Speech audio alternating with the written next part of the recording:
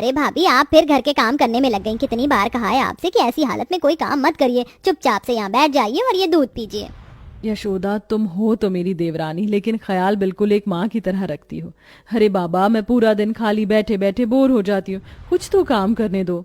नहीं, मैंने कहा ना कि कोई काम नहीं करेंगी आप, बस आराम करेंगी। यशोदा अपनी गर्भवती जेठानी का ख्याल रखने के साथ साथ यशोदा अपनी जेठानी की पहले से ही दो बेटियां उमा और शालू का भी बड़ा ध्यान रखती थी।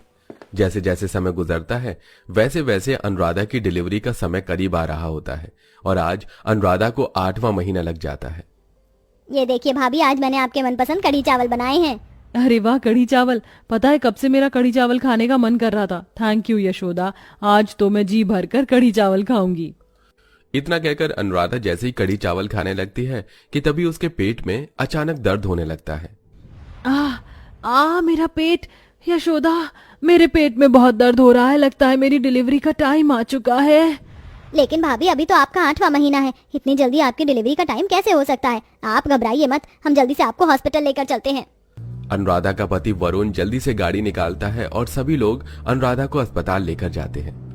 देखिए, इनके पेट में बच्चा घूम चुका है, हमें जल्द से जल्द इनका ऑपरेशन करना होगा, लेकिन इस ऑपरेशन में माँ या बच्चों में से किसी एक की जान को खतरा हो सकता है। डॉक्टर साहब, मैं आपके सामने हाथ जोड़ता हूँ, मेरे बच्चे और मेरी पत्नी दोनों को बचा लीजिए। अस्पताल के सभी सीनियर्स डॉक्टर मिलकर अनुराधा का सी सेक्शन करते हैं। इस ऑपरेशन में अनुराधा अपनी तीसरी बेटी को जन्म देती है। अनुराधा की बेटी तो सही सलामत होती है, लेकिन अनुराधा की हालत अब धीरे धीरे खराब होने लगती है। डॉक्टर के लाख कोशिशों के बाद भी वो अनुराधा को नहीं बचा पाई। अरे, मेरी अनुराधा मुझे छोड़कर नहीं जा सकती। भगवान, तूने क्यों मेरी अनुराधा को मुझसे छीन लिया? मेरा न सही, कम से कम मेरी बेटियों का तो सोचता। इस नन्ही सी बच्ची का अब क्या होगा? कौन इसे माँ का प्यार देगा?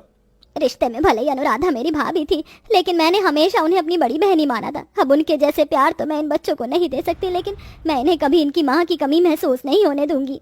अनुराधा के गुजर जाने के बाद अब यशोदा ही अनुराधा की तीसरी बेटी पिंकी को एक माँ का प्यार देने की पूरी कोशिश करती है। उसे नहलाना, उसे दूध पिलाना, खिलाना, सब कुछ यशोदा एक माँ की तरह ही करती है। साथ ही दोनों बड़ी बहनों का भी अनुराधा काफी अच्छे से ध्यान रखती है। लेकिन कहते हैं ना कि आपकी खुशियों को नजर लगते ज्यादा देर नहीं लगती।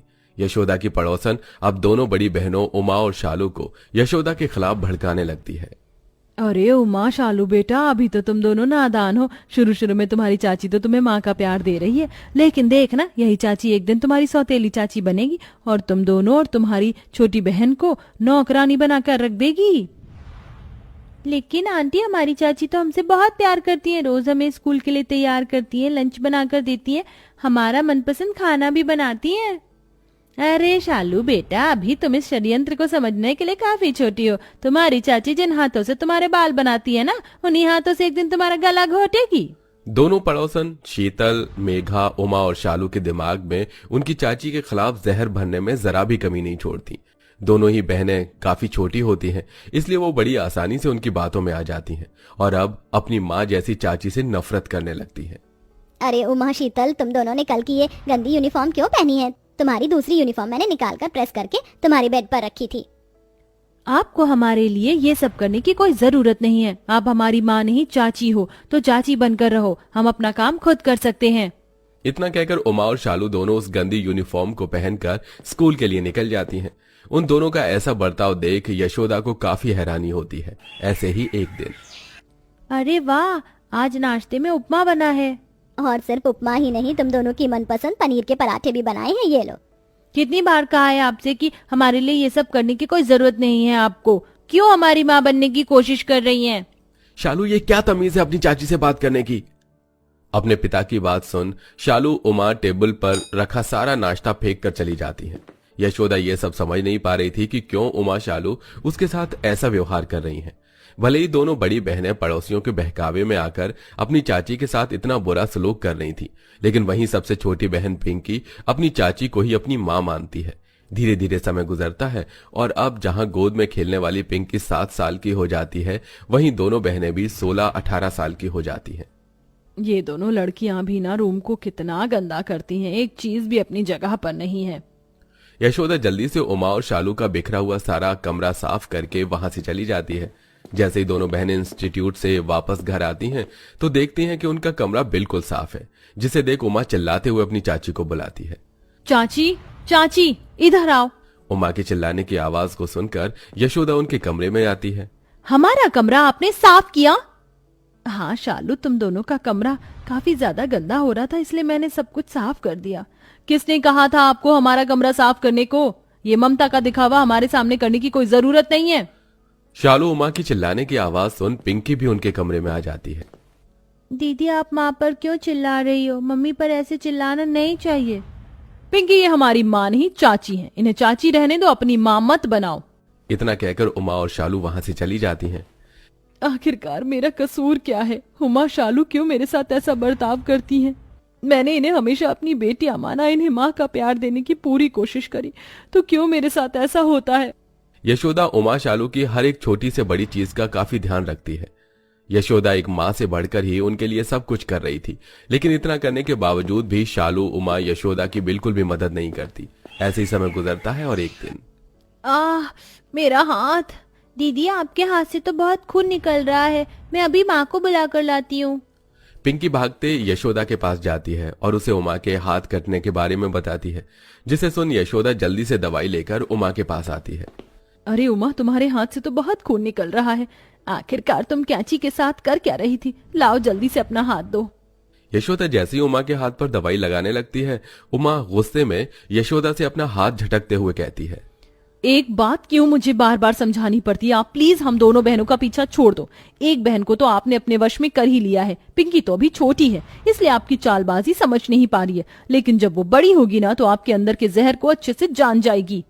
इतनी कड़वी बातें तो कोई माँ भी बर्दाश्त नहीं करती, जितना एक चाची होकर यशोदा कर रही थी।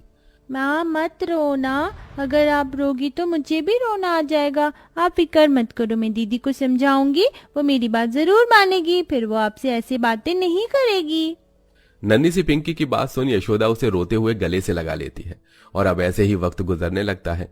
गलत संगति में रहने की वजह से शालू उमा ने काफी बिगड़े हुए दोस्त बनाए थे, जिनमें से कुछ दोस्त अब शालू को ड्रिंक की आदत भी लगा देते हैं। देर रात शालू नशे की हालत में घर लौटती है, जिसे देख यशोदा, बदतमीजी की भी हद होती है, इतनी कम उम्र में अब तुमने शराब पीना भी शुरू कर दिया है। अरे आप क्यों मुझे मेरी माँ की तरह डांट रही हो? अगर इतना ही माँ बनने का शौक है तो खुद क्यों नहीं बच्चे पैदा कर लेती? जबरदस्ती की ममता हम पर थोपने की कोई जरूरत नहीं है। यशोदा शालू को काफी समझाती है, लेकिन शालू अपनी हरकतों से बाज नहीं आती। इतनी कम उम्र में शराब पीने की वजह से शालू की दोनों किडनी फेल हो जाती हैं, जिसके चलते शालू हॉस्पिटल में भर्ती होती है। शालू की दोनों किडनी खराब हो चुकी है, हमें जल्द से जल्द उन्हें एक किडनी कहीं से भी डोनेट करवानी होगी, वरना उनका बचना नामुमकिन है। डॉक्टर साहब, हाँ भले ही मेरी दोनों किडनी ले लीजिए, लेकिन मेरी शालू को बचा लीजिए। सारे चेकअप करने के बाद यशोदा की किडनी शालू से मैच हो जाती है और अब डॉक्टर से ऑपरेशन करके यशोदा की एक किडनी शालू को डोनेट करती है। वहीं बाहर, देख लिया तुमने तुम्हारी चाची को? तुम्हारी माँ के गुजर जाने के बाद तुम्हारी चाची ने कसम खाई थी कि ये कभी भी माँ नहीं बनेगी और तुम तीनों को ही अपनी बेटी बनाकर एक माँ का प्यार देगी। तुम्हारी चाची ने इतनी बड़ी कुर्बानी दी, लेकिन तुम लोगों ने क्या किया? अपने पिता के मुंह से इतनी बड़ी बात सुन उमा के पैरों तले जमीन खिसक जाती है। वहीं शालू का ऑपरेशन भी सक्सेसफुल होता है, जिसके बाद अब उमा शालू को सारी बात बताती है। दोनों ही बहनों को अपनी गलती का एहसास होता है और यशोदा से वो माफी मांगती है। चाची, हमें माफ कर दीजिए, हम नहीं जानते थे कि आपने हमारे लिए इतनी बड़ी कुर्बानी दी है। आप हमें माँ का प्यार देती रही और हम आपके साथ सौतेलापन करते रहे। हम तो आपकी माफी के लायक भी नहीं है। सही कहा तुमने, मैं तुम दोनों को माफ नहीं करूंगी, लेकिन अगर तुम दोनों मुझे आज के बाद चाची की बजाय माँ कहोगी तो मैं इस बारे में सोच सकती हूँ। यशोदा की बात सुन दोनों बहनें जाकर अपनी चाची के गले लग जाती हैं, जिसे देख पिंकी, अरे आप लोग तो मुझे भूल ही गए, लगता है अब मुझे यहाँ से जाना होगा।